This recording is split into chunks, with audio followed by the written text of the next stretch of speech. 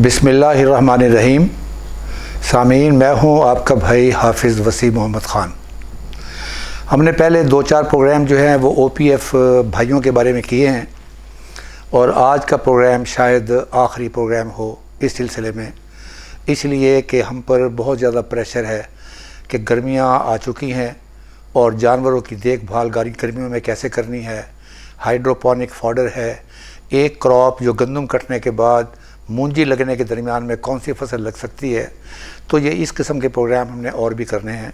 तो लिहाजा आज मैं आपके सामने जो बात रखना चाहता हूँ वो ये बात रखना चाहता हूँ कि ओवरसीज़ पाकिस्तानी अगर पाकिस्तान में आते हैं तो वो किस तरह कामयाब हो सकते हैं। मेरा ये टेलीफोन, मैं ये तो नहीं कहूँगा कि ये बेकार हो गया, लेकिन मैं ये ज़रूर कहूँगा कि ये टेलीफोन का सही इस्तेमाल हुआ है।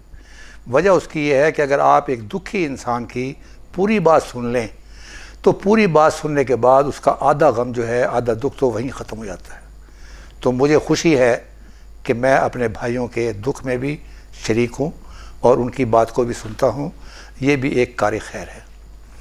अब इससे पहले कि मैं ये बताऊँ कि मेरे भाइयों को क्या क्या करना चाहिए, और जो कुछ मेरे सामने आया है और मेरे भाइयों ने बातें की हैं मुझसे, उसमें ज़्यादा चीज़ मुझे इस बात का है डर कि वो लोग ये समझते हैं कि कहीं ऐसा ना हो जाए, कहीं ऐसा ना हो जाए। तो ये बात ज़रा थोड़ी सी ज़रा क्लियर कर लें कि जब आदमी शक पे मुब्तला होता है तो कामयाबी उतना ही दूर होती जाती है उससे। तारिक बिन ज़ियाद का आपको अच्छे तरीके से याद होगा, आपने कहीं सुना होगा कि जब वो फ़ातिह कुस्तुनतुनिया कि जब वो गया है तो वहाँ पर जो उसकी फ़ौज थी, उन्होंने देखा कि वहाँ पर जो लड़ने वाली फ़ौज है वो बेशुमार है। तो वहाँ फ़ौजियों ने ये कहा कि कोई बात नहीं, हमारे पास कश्ती हैं और अगर हमें शिकस्त हुई तो हम कश्तियों में वापस चले जाएंगे। और ये बात तारिक बिन ज़ियाद को भी पहुँची और तारिक बिन ज़ियाद ने फ़ौरी तौर पर ऑर्डर दिया कि इन तमाम कश्तियों को जला दिया जाए। और उसके नतीजे के अंदर उन लोगों को पता है कि या मौत है या फ़तह, और नतीजतन तारिक बिन ज़ियाद को फ़तह हुई। तो मैं आज आपको अपनी कहानी सुनाना चाहता हूँ कि मैं भी आपकी तरह ओवरसीज़ पाकिस्तानी था, लेकिन मैंने किन किन चीज़ों का ख्याल किया और जिसकी बुनियाद पर मुझे कामयाबी नसीब हुई। और मैं अकेला नहीं, मुझसे पहले भी लोग आए, मुझसे बाद में भी आए, और बेशुमार ऐसे लोग हैं जो पाकिस्तान में आके उन्होंने कारोबार शुरू किया और वो कामयाब रहे। अब मैं अपनी बात बताना चाहता हूँ कि ये जो सोच है कि कहीं ऐसा ना हो जाए, कहीं ऐसा ना हो जाए, इस बात को आप ज़रा निकाल दें। आप अपने दिल में ये सोच कर आएँ कि हमने अपने मुल्क में जाना है और इंशाअल्लाह ताला हमने कंट्रीब्यूट करना है। हाफिज वसी एग्री इनिशिएटिव का शाहकार रोशान वंडा अब आपकी दहलीज पर। अभी अपने इलाके की डिस्ट्रीब्यूटर से राब्ता करके जानवरों का पसंदीदा वंडा ऑर्डर करें। हमारे डिस्ट्रीब्यूटर्स की तफसील यूं है: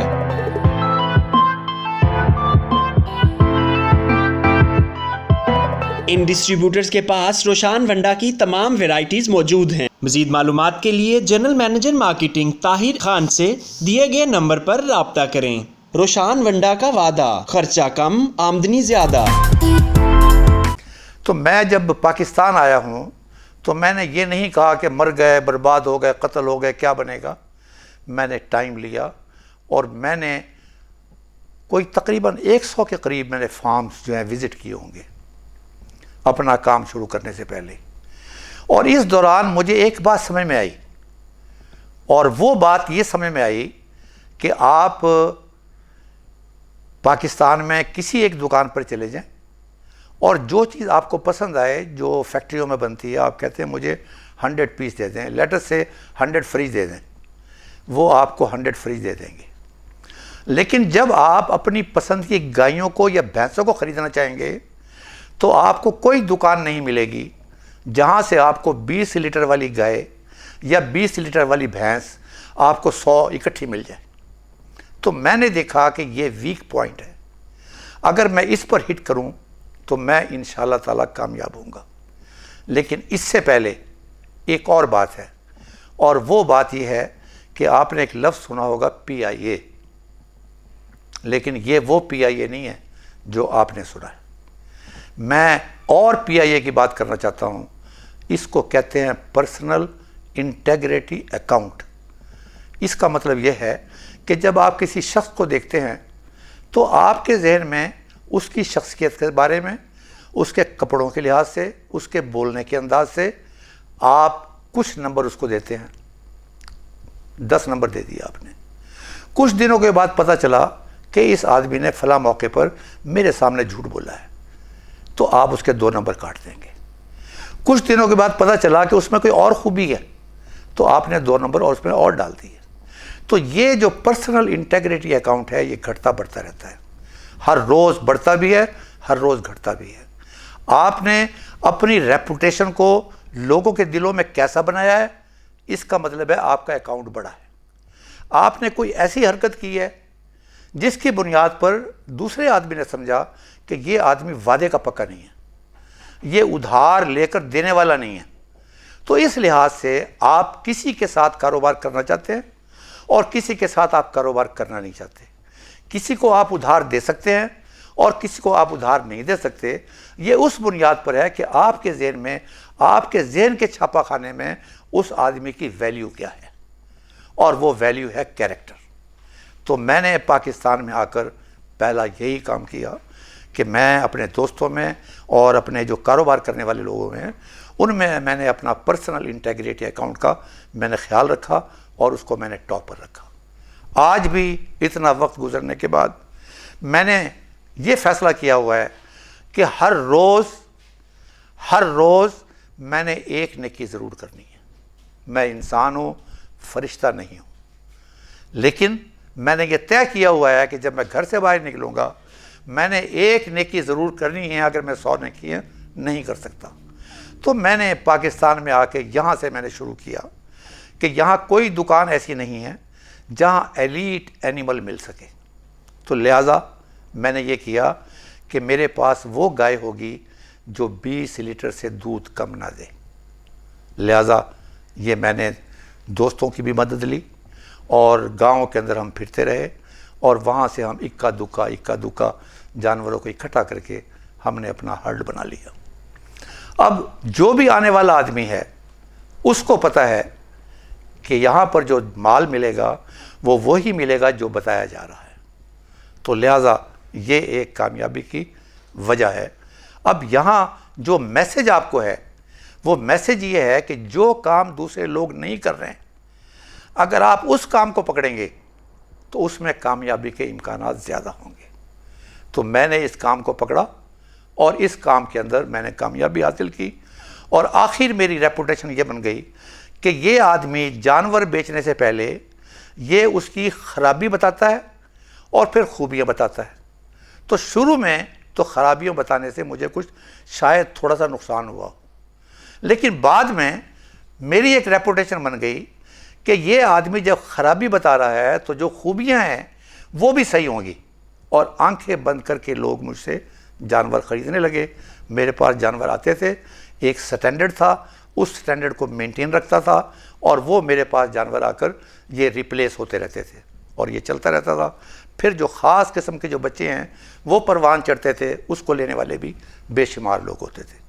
تو یہ ایک چیز میں آپ سے کہنا چاہتا تھا کہ آپ اپنے جہاں بیٹھے ہوئے ہیں آپ ذرا اپنے ذہن کو گھمائیں اور اس ذہن میں دیکھیں کہ کون سی چیز پاکستان میں آ کے ہمارے لیے زیادہ وائبل ہو سکتی ہے، بینیفیشل ہو سکتی ہے. اب دوسری چیز جو میری عمر ہے اس کے اندر کچھ باتیں ایسی ہوتی ہیں کہ جب باپ جوان ہوتا ہے تو بیٹے اس کی بات کو سنتے ہیں، اور جب باپ بوڑھا ہوتا ہے تو باپ کو ان کی بات سننی پڑتی ہے.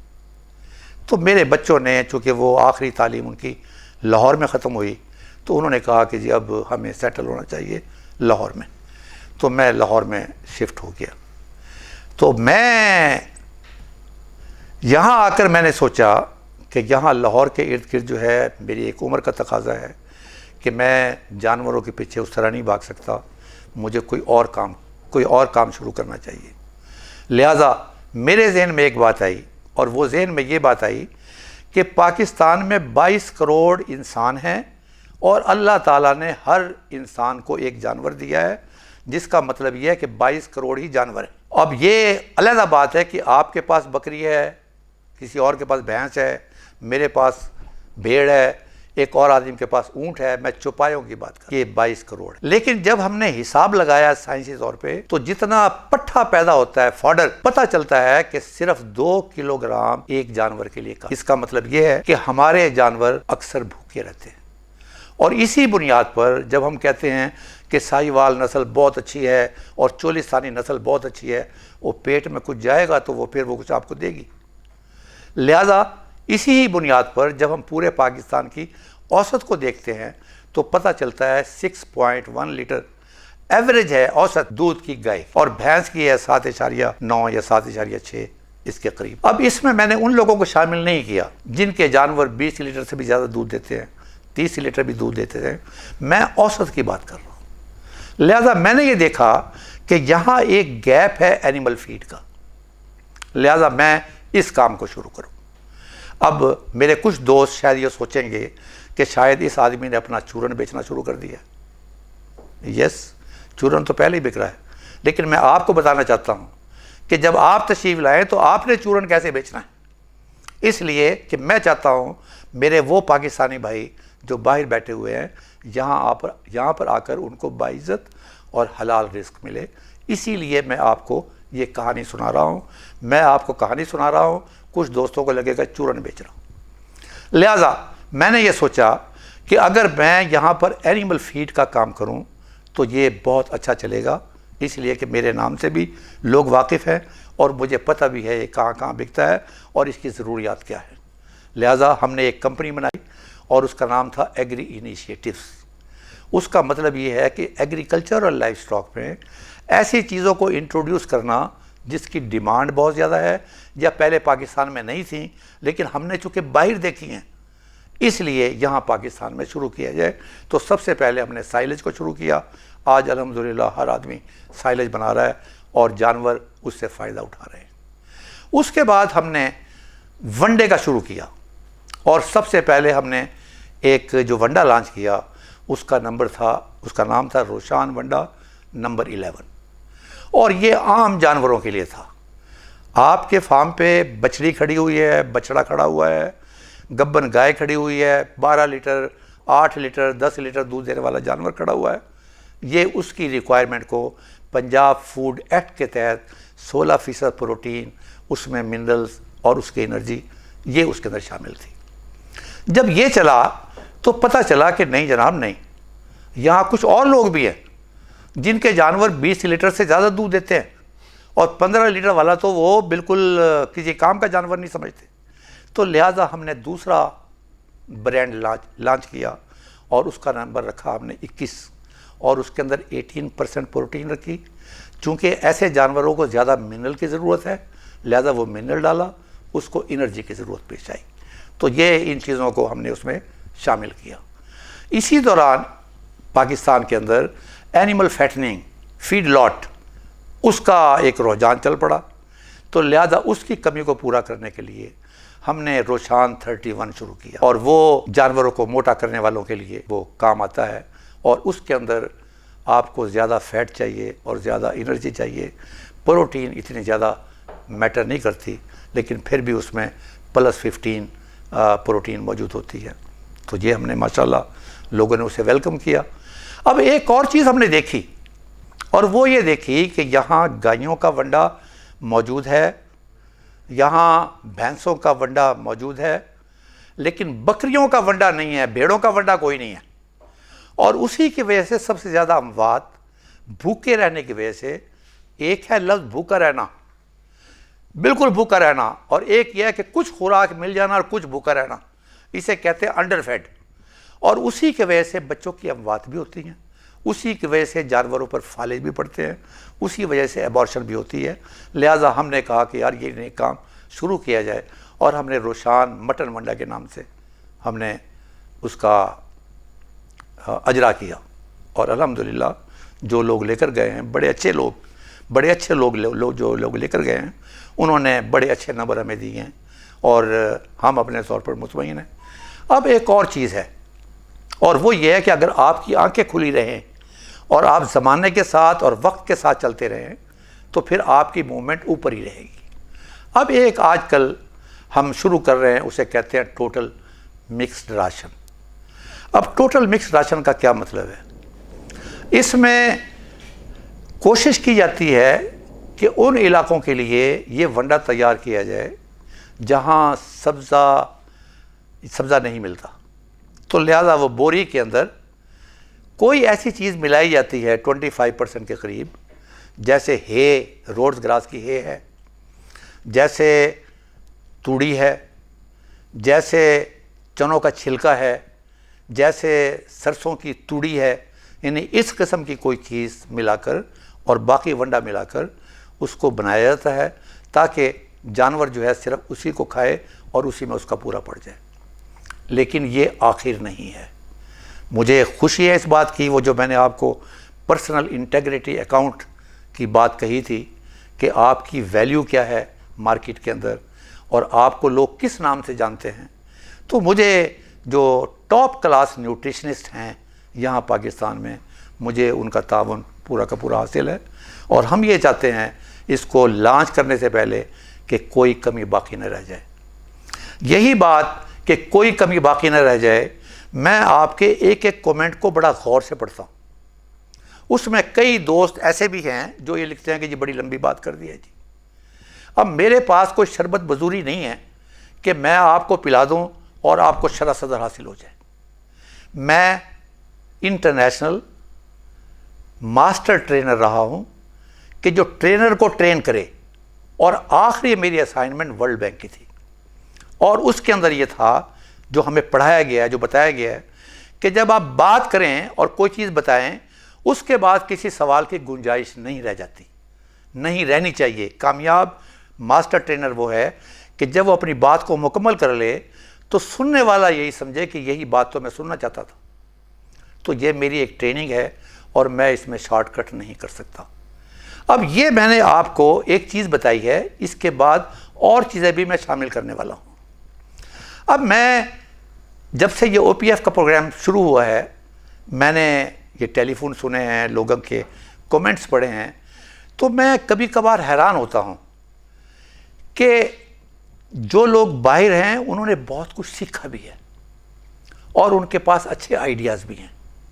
اب ان لوگوں میں کچھ لوگ ایسے ہیں جن کے پاس پیسہ ہے لیکن ہنر نہیں ہے، اور کچھ لوگ ایسے ہیں جن کے پاس ہنر ہے لیکن پیسہ نہیں ہے۔ تو یہ دونوں کا جو ملاپ ہے یہ کیسے ہو سکتا ہے؟ تو میں ذاتی طور پر تو اس کام میں آنا نہیں چاہتا، اسی لیے کہ نہ میں انویسٹر کو جانتا ہوں، نہ میں ہنر والے کو جانتا ہوں، لہذا میں گارنٹی کس بات کی دوں گا۔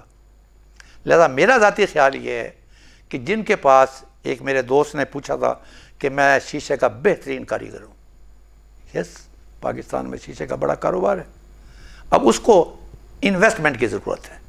اب اس کے اندر پہلی چیز تو یہ ہے کہ ہوتا کیا ہے، ہوتا یہ ہے کہ لوگ کمیٹیاں ڈالتے ہیں، یہ ہمارے پرانی روایات ہیں، تو جو آپ کے ہم خیال لوگ ہیں، ہم خیال، یہ رپھڑ پانے والے لوگ نہیں، یعنی کہ جو دوست آپ کے ہیں اپنے اثاثے کو جمع کریں اور اکٹھے ہو کر، جن کو پتہ ہے کہ یس یہ ایک دوسرے کے لیے قربانی دینے کے لیے تیار ہیں، اس میں یہ خوبی ہے، اس میں یہ خوبی ہے، یہ مارکیٹنگ بڑے اچھے طریقے سے کر سکتا ہے، یہ چیز بڑے اچھے طریقے سے بنا سکتا ہے، یہ حساب کتاب اچھے طریقے سے رکھ سکتا ہے، آپ ایسا ہم خیال گروپ بنائیں۔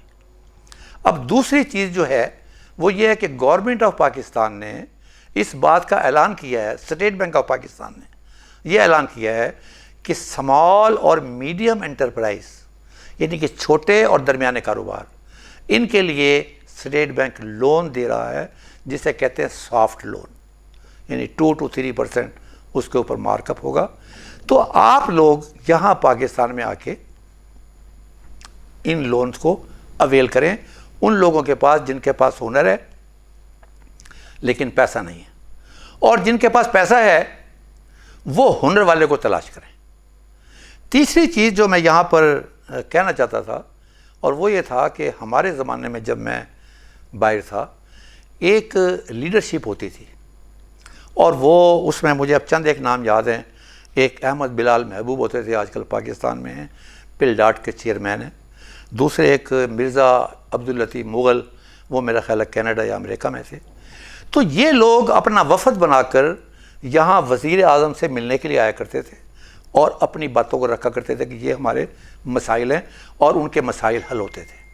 تو میری آپ سے گزارش ہے کہ خدا کے لیے یہ زلفی بخاری صاحب کو مشیر برائے اوورسیز بنایا ہوا ہے کہ آپ میں سے کچھ لوگ اس قسم کے ہوں جو اچھے بول سکتے ہوں، کیس کو اپنے آگے سامنے رکھ سکتے ہوں، اپنا وفد بنا کر ان لوگوں سے ملیں اور انہیں بتائیں کہ یہ چیزیں ہیں، یہ جو نئے ہنر آئیں گے یہ بھی تو پاکستان کے لیے فائدہ ہوگا. تو یہ ان چیزوں کو آپ ذرا اپنے اس کے اندر لے کر آئیں. تو یہ میری گزارش آپ کے لیے تھی کہ آپ کو انشاءاللہ تعالیٰ کوئی گھبرانے کی ضرورت نہیں ہے. میں نے اپنی مثال آپ کے سامنے رکھی ہے، اور بے شمار مثالیں میں دے سکتا ہوں، میں آپ کو ملوا بھی سکتا ہوں.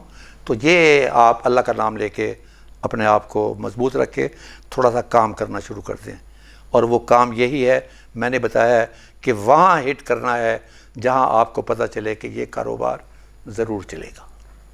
جس کے پاس ہنر ہے وہ یہیں پاکستان میں آ کے، جب وہ ہنر والا ہوگا تو لوگ بھی مدد کرنے کے لیے تیار ہوں گے، یہاں لون بھی موجود ہوگا. تو میری دعائیں آپ کے ساتھ میں ہیں، میں آپ کے لیے ہر وقت حاضر ہوں. اللہ تعالیٰ آپ کو اپنے حفظ و امان میں رکھے، اللہ تعالیٰ پوری دنیا کو کرونا سے بچائے، اور آپ لوگوں کو ایک بہترین پاکستان میں آنے کے بعد آپ لوگوں کو کامیاب پاکستانی بنائے. وما علینا الا البلاغ المبین.